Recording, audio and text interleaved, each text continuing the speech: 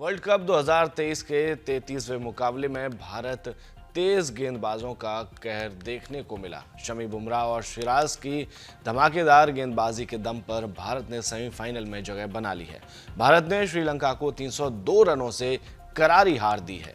लक्ष्य का पीछा करते हुए पूरी श्रीलंका टीम 19.4 ओवर में 55 रन बनाकर सिमट गई। अभी तक भारत ने अपने सभी 7 मैच जीते हैं और वह पॉइंट्स टेबल में पहली पोजीशन पर है। भारत के लिए यह ऐतिहासिक जीत रही क्योंकि भारत की वनडे वर्ल्ड कप में यह सबसे बड़ी जीत है। वहीं दर्शकों को विराट कोहली के 49वें शतक का इंतजार था, लेकिन वह भी अधूरा रह गया। विराट 88 रन के स्कोर पर आउट हो गए। इसके बाद श्रेयस अय्यर ने तेज बल्लेबाजी करते हुए श्रीलंकाई गेंदबाजों की खबर ली। श्रेयस ने 82 रन की पारी खेली। भारत ने 8 विकेट खोकर 357 रन बनाए थे। गेंदबाजी में श्रीलंका की ओर से दिलशान मधुशंका ने 5 विकेट झटके, पर ये उनके किसी काम नहीं आए। कुल मिलाकर भाई साहब कल के मैच ने मौज कर दी। लक्ष्य का पीछा करते हुए श्रीलंका की शुरुआत बेहद खराब रही। पहले ओवर की पहली गेंद पर ही बुमराह ने भारत को पहली सफलता दिलाई। इसके बाद सिराज ने एक ही ओवर में 2 विकेट लेकर श्रीलंका टॉप ऑर्डर की कमर तोड़ दी।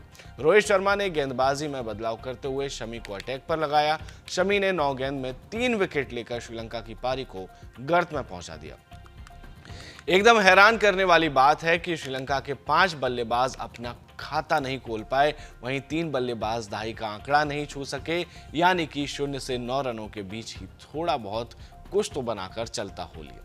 श्रीलंका के लिए सबसे ज्यादा रन रजीथा ने बनाए, 1-2 नहीं बल्कि पूरे 14 run.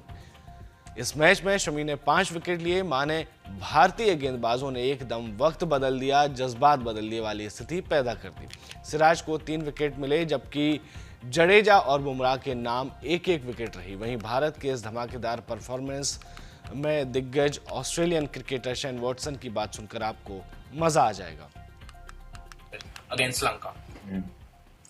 Oh, India have been so dominant, and it's been super impressive to be able to watch a team with no weakness. And it's shown even after, with Hardik Pandya there, it was like a full, complete package.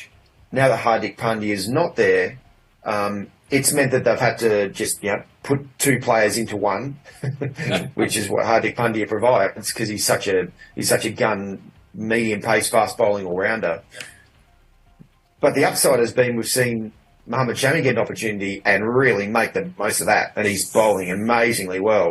So then, if Hardik Pandya comes back in, for me, there might have to be a decision between Siraj and Shami, which is that's a blessing for India to potentially have to make that call.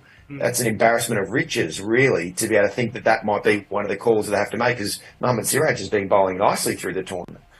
So, look, it's reminded me, even after the first couple of games for India, it reminded me of watching the Australian team in 2003 and also being a part of the 2007 World Cup Australian teams, where they were so dominant. There was no real weakness, and you can see why they went through the tournaments undefeated, because there was just no team that could expose. There was no real weakness.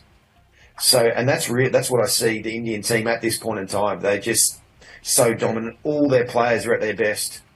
Jadeja, spinning conditions, Jadeja's bowling really well.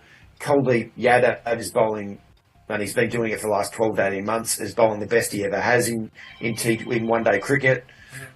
The fast bowlers are bowling well. Bumrah is a freak of nature with the skill that he has in all situations, all types of conditions.